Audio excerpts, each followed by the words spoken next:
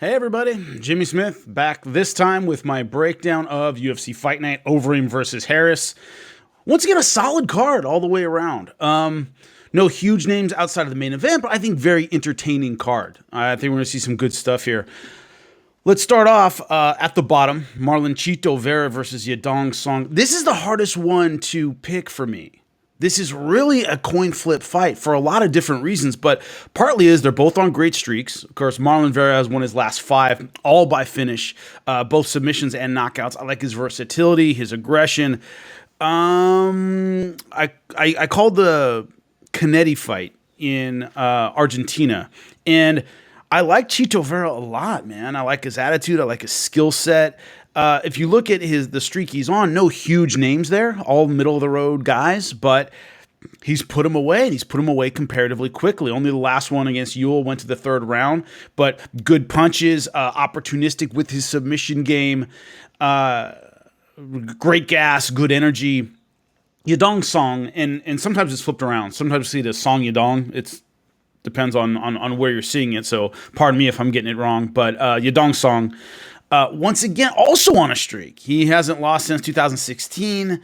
Mostly middle of the road guys. Good finishes as well. Has only gone won by decision once in his UFC career. Coming off a draw with Cody Stamann, but Cody Stamann's an excellent fighter.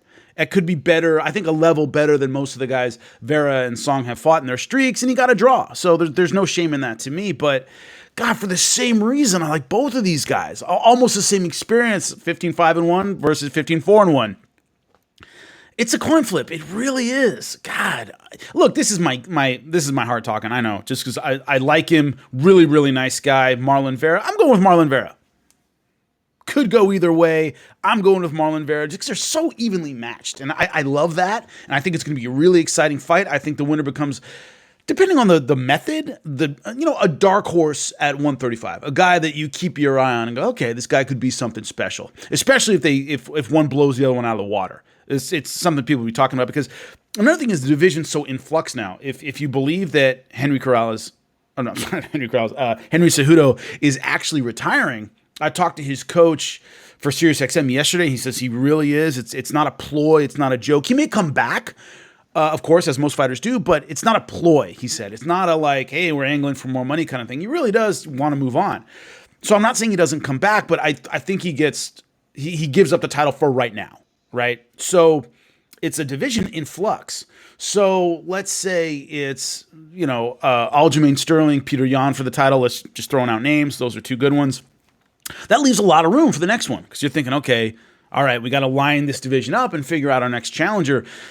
Somebody blows somebody away in this fight, he's certainly in that conversation. So a lot of stakes, and I enjoy that a lot. So I'm going with Marlon Vera. That's pretty much a gut pick. Nothing separating, or very little separating these 2 fighters.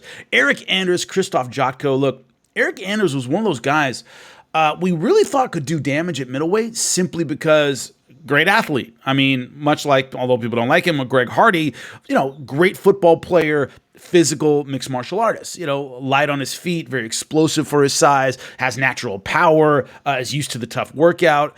And then he ran into a 3-fight streak that didn't do him any favors. Thiago Santos, remember, that was at 205. And that was in Brazil, late notice fight. That's just tough circumstances. But Elias Theodoro and Khalil Roundtree, tough guys, but you got to get past those guys if you want to separate yourself from the middle of the pack. Got back into it with 2 wins. Great, wonderful. He needs to really get out of that center area, that midline at 185. He has to show that he's more than just a good athlete who does MMA. And he's yet to really show that. That being said, I think he has the explosiveness to give Jotko a lot of problems. Jotko, a similar guy, where he lost 3 in a row. David Branch, Uriah Hall, Brad Tavares, got back on track with 2 wins, but both decisions, especially the last one, very, very close fight. I haven't seen that it factor that gets him out of the middle of 185. With Anders, I can see it. He hasn't quite made the most of it yet. He is athletic and explosive and has enough gifts to maybe be a factor at 185. Jotko, I think at his best is good, not great. So I think Erik Anders just wins this based on his ability to get the explosive takedown when he needs it, to get the big punch when he needs it. I think he edges Jotko. It's probably a decision, but I barely go with Erik Anders on this one. I just think he has more physical gifts to use. Edson Barboza, Dan Ige. Now look, before, I've been working for ESPN International. That's what I've been doing. It's my job these days. And I've been hosting this week and talking about this fight or asking people about this fight. My whole thing was Edson Barboza was not a small lightweight.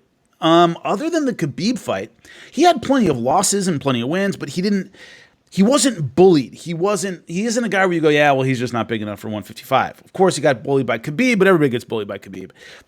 In fighting other lightweights who were lightweight sized, I never got the feeling that he was just overpowered and wasn't big enough for the division. So now he's got to make 45.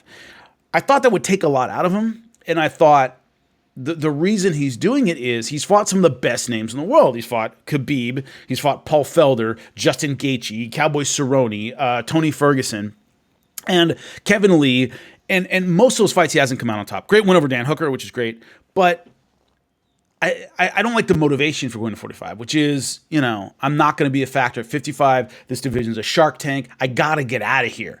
It wasn't, I'm doing well, but I feel I'm undersized for this weight class. I feel he was negatively drawn to 145 rather than positively drawn to 145. And that could make a difference. So I was kind of leaning against him. And then he had no trouble making weight. And everything I've read and looked at online, he's doing really well at 45. I thought he'd have more trouble with the cut. I thought we'd see a little bit more like concern about him at 45, and apparently he made it pretty easily and never had trouble getting to 55. So that makes me think, okay, maybe the transition will be good and we'll get a spark out of him.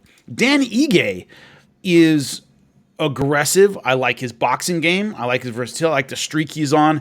Mirsad Bektic, that was a great win. Mirsad Bektic is a really excellent kickboxer. The guy's an absolute murderer. And I thought Mirsad Bektic had trouble with the pressure of Dan Ige. He had trouble with the short-range boxing. He had trouble with the timing. Those are all going to be big factors against Edson Barboza. Meaning Barboza's a great kicker. If you can get inside and make it a punching battle, you can win, and that's Dan Ige's wheelhouse. The issue is Dan Ige just hasn't fought the level of talent of Edson Barboza. He just hasn't. And, no big deal, but he just hasn't been there. So Edson has had his losses, but they've been against some of the greatest of all time. So the weight cut, the experience disparity, the style disparity, all big questions in this fight. It's really, really interesting.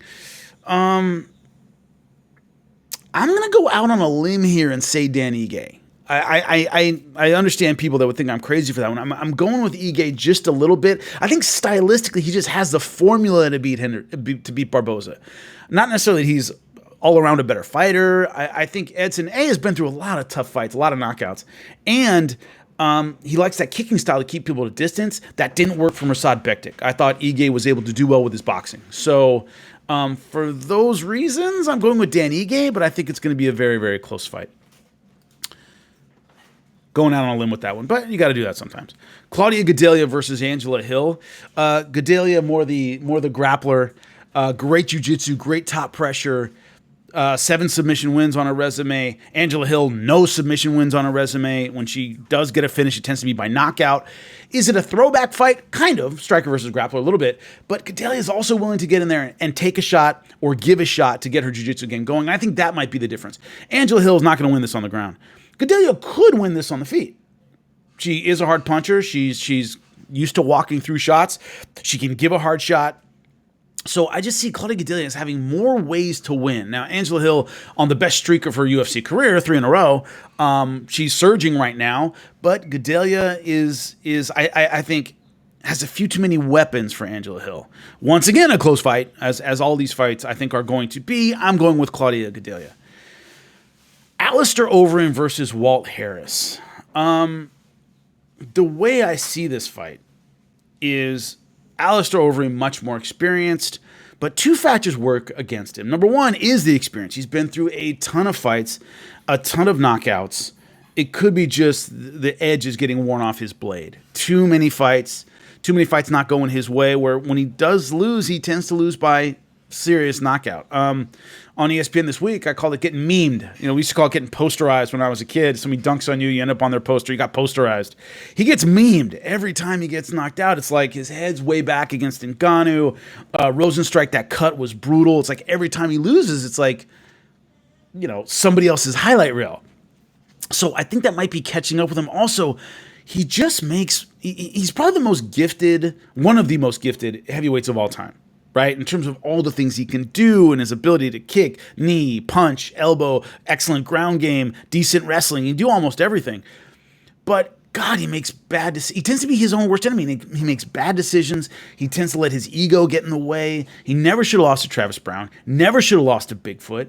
Was winning against Rosenstrike. And he just tends to bungle away fights that I think he has in the bag, or that he just needs to, stick to his technique, but he lets his ego get in the way and he can make bad decisions.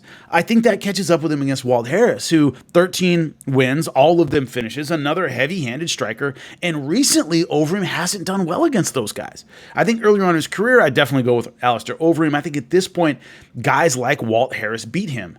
And I felt weird asking about this week. I talked to Ariel Helwani and Brett Okamoto about the murder of his stepdaughter and what effect that might have on the fight. It's a tough question because I don't care how long you've been in MMA or what you know about mixed martial arts or combat sports. You don't know what that's going to do to somebody. That's the most horrible thing anyone can imagine, is losing a child. And so to even ask that question is like, what would I know about it? What do you know about it? What does Brett Okamoto and Ariel Helwani, all they know about MMA, which is a lot, what do they know about the effect of losing a child on a fighter? It's awful. It's horrible. It's beyond anything that you or I could imagine. So when people ask about that X factor, I'm like, I don't know. I don't pretend to know. I don't claim to know. I don't even I'm not going to sit here and go, it's going to do this. I mean, I've never lost a kid. That would be horrible. So I don't know. And I had to ask the question. We have to obviously address the topic, but it feels so, I don't want to say sensationalist. I'm not asking to get some clickbait thing that people will talk about, but it's like, you can't analyze what factor that's going to have on somebody. You can't. Even if you've been there, you can't. Just because it's so horrific, everybody reacts to it differently. And all I can say is the MMA community, really rooting for Walt Harris. So, I love Overeem as well as a fighter, but I mean, emotionally, the entire MMA community is really pulling for Walt Harris. And does that mean anything? I don't know. I really don't. So I just want to know that even when I've talked about that situation with his daughter and that tragedy, it almost feels, it makes the fight seem so much less significant because of what he's dealing with. And so how he deals with it, I don't know. But anyway, I had to talk about that. So I would go for Walt Harris in the main event, Claudia Gadelha in the co-main, Dan Ige, Erik Anders, Marlon Vera. So those are my picks, and I'll be back afterward to own them, see what I got right and what I got wrong. Enjoy.